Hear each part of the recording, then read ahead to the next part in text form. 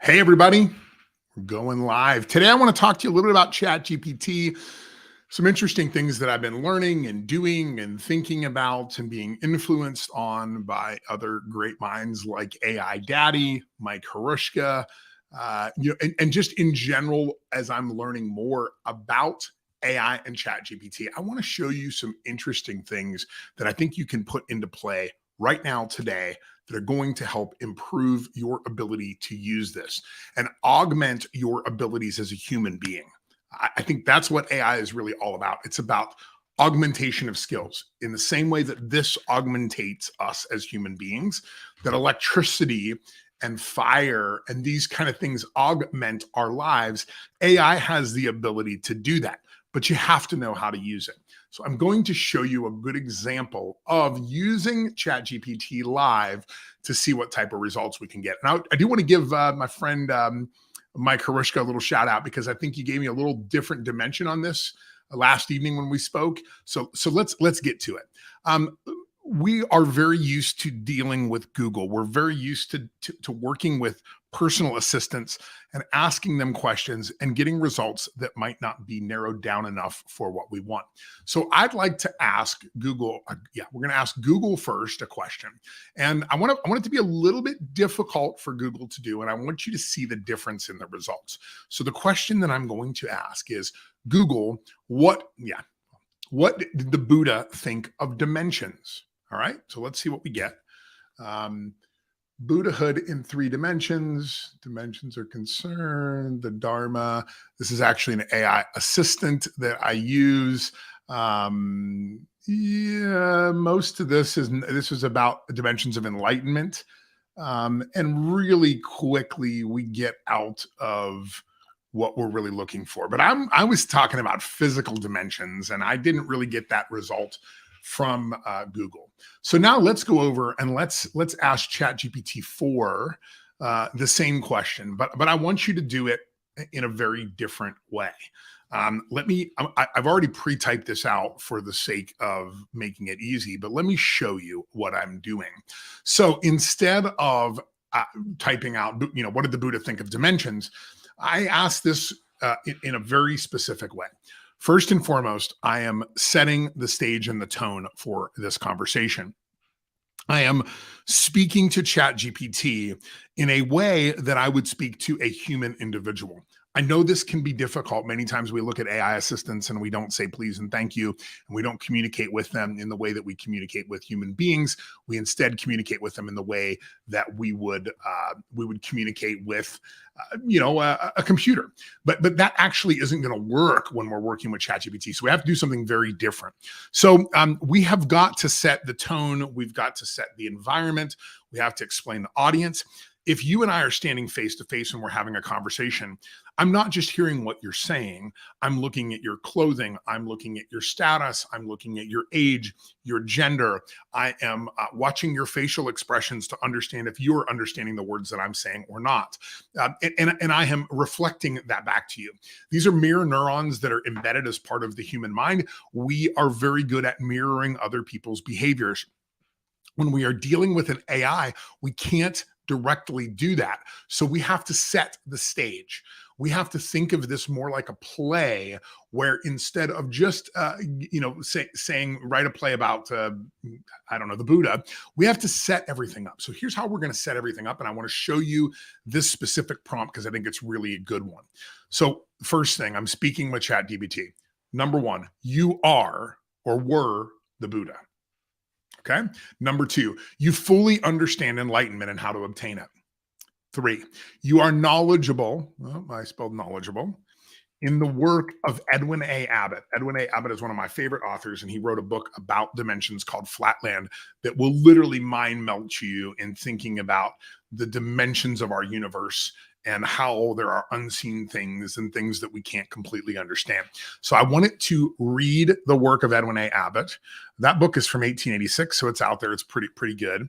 And then I'm telling it what it wishes to do. I'm saying, ChatGPT, what you should wish to do is to write a 1,000-word poem about the dimensions and combine that with the work of Abbott. The audience for this poem, I have to explain who it is.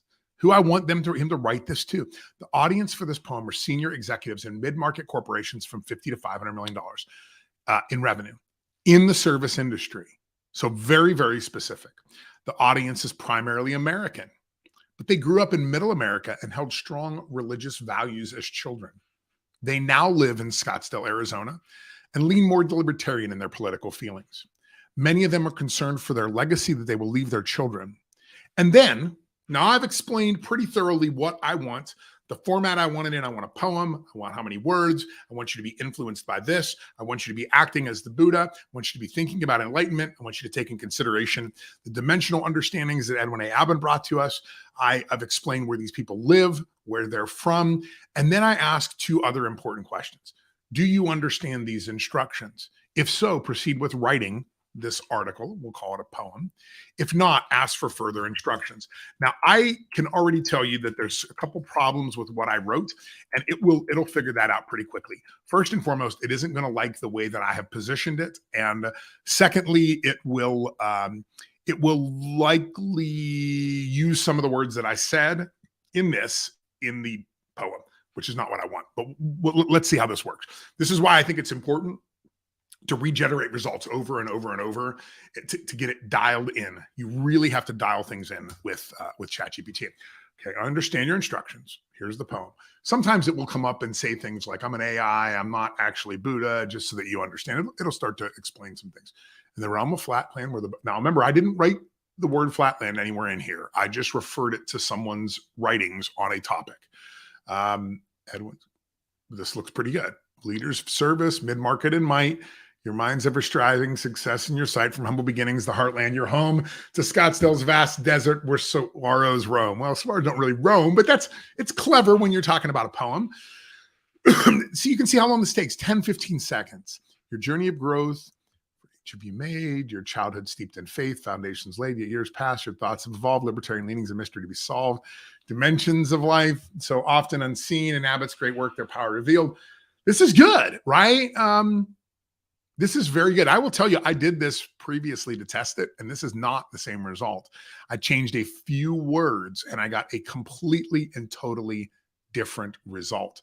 Now, I want to dial this in a little bit. I'm going to now explain to ChatGPT that I appreciate the work that it has done. And I want to do that because I want it to understand it's doing the right thing. This is really incredible. How much? Why? Because I said 1,000 words. If I had said 500 words. So let's do a couple more examples of this, because I think we're going to find some very interesting things. Okay, let's wrap it up. I guess I shouldn't have said 1,000 words if I wanted to do a quick live. All right, still thinking. So the next thing I'm going to say to it while it's thinking, I appreciate your attention to detail. Please regenerate this response. And in that regeneration, please do not include who the audience is. Instead, write about the things from let me spell that correctly, their perspectives. Also, shorten this poem to just 500 words less. Let's see what we get.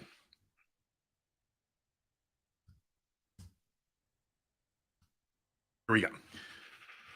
It's going to regenerate. So up here, it specifically mentioned things like the Midwest and Scottsdale and saguaros and their mid-market companies. It gave it away.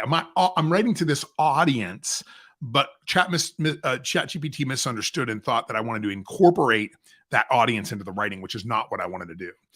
Instead, I wanted to hide the audience from the reader. So you can see this. How different is this? Journey of growth. Yeah. So instead of the Scottsdale stuff and the heartland, your home, humble beginnings, journeys you've made, rooted in faith, foundation displayed. Yet as you've grown, the tides have evolved, libertarian leanings, a mystery to be solved. Right? Look at this. Completely and totally different result doing the same thing. Now I'm going to change this one more time. Please restate this with the understanding audience, not male executives,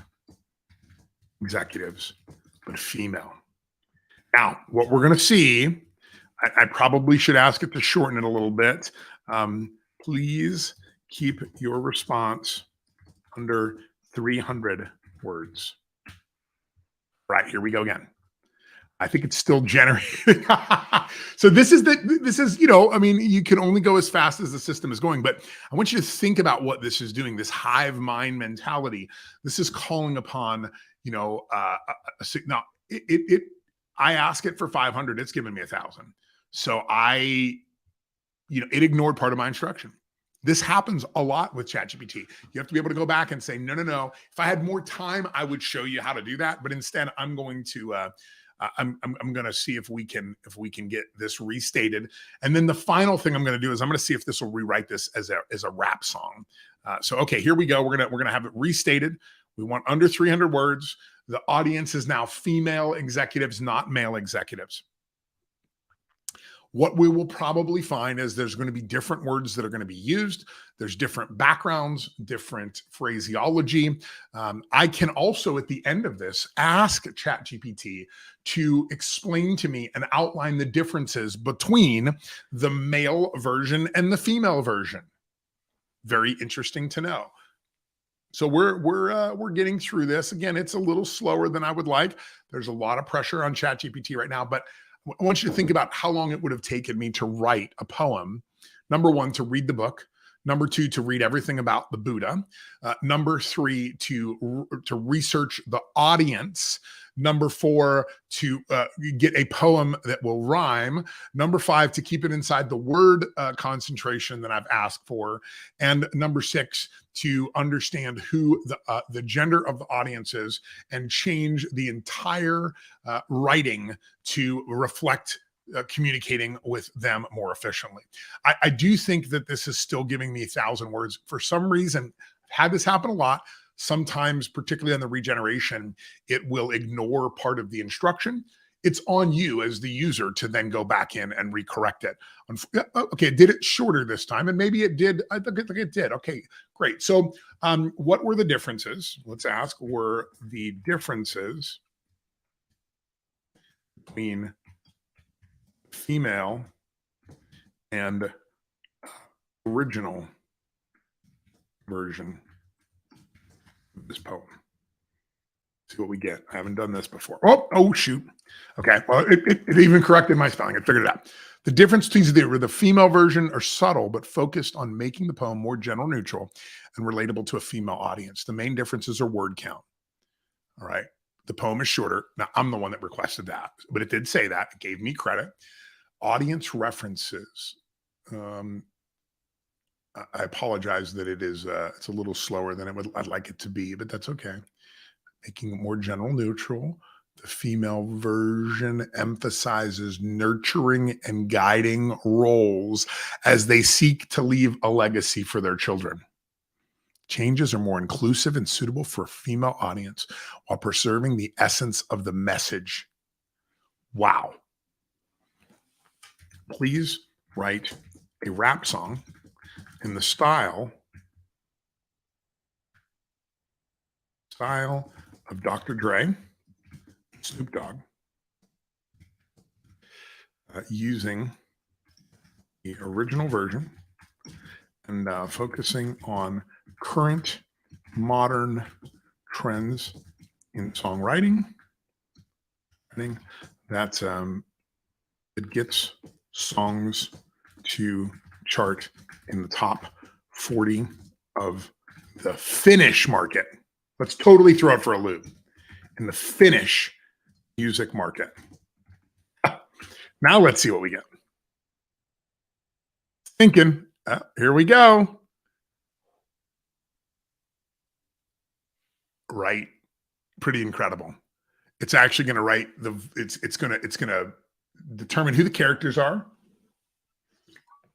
It's being influenced right now by everything that's already been in this prompt. I want to just quickly show you this because I don't want you to misunderstand how much work goes into getting the right result. Let's take a look. This is all that I've had to type and all the different iterations and versions I've had to get from it in order to get in order to get it to produce this type of result. Let's just read the chorus real quick since it's both Snoop and Dre's voice. Dimensions, revelations, we're going to break free with Buddha by our side. We're an odyssey. Abbott's wisdom, the world's complexity, the legacy we built for our families. Well, I think that's okay. I mean, I'm not a songwriter, but here we go. We're going to bridge. We've got different verses so you can see how these results are very different from the stupid result we got from Google. This is our Google result. What did the Buddha think of dimensions? Let's actually go in and, from a female perspective, it's not even going to do anything. It can't do anything. It doesn't work that way. So it's really important. Okay, so what do we get here? Buddha's attitude towards women's bodies. And even the AI assistant that I'm using that is reading all of Google search results is coming up with a result that has nothing to do with exactly what we're asking for. So here we go. Look at this. It is still writing this song. You can see how you can use this as a tool to augment you. If you're a content creator, this is an incredibly, incredibly valuable thing. Many times I will feed it an article or a post that I'm writing, and I'll specifically say, I want to elicit likes from female executives from this post. Please rewrite it in that fashion. This is how you use a tool like ChatGPT. Again, we're still writing here. This thing's doing an outro. We're Snoop and Dre, duo of the team taking on dimensions, chasing the dream. And the finished charts, we're rising. Okay, right? But you can see how you can use this tool to your advantage. I hope that helps. If you have other things that you'd like me to talk about in these demonstrations, let me know. Make sure you turn into the Convergence podcast too. Our audience on that show is growing by over 12,000 new listeners a week. That show is all about AI. It's all about quantum physics. It's all about Web3. It's about all of these emerging trends and how they are going to affect the work that you do. All right. Well, until next time.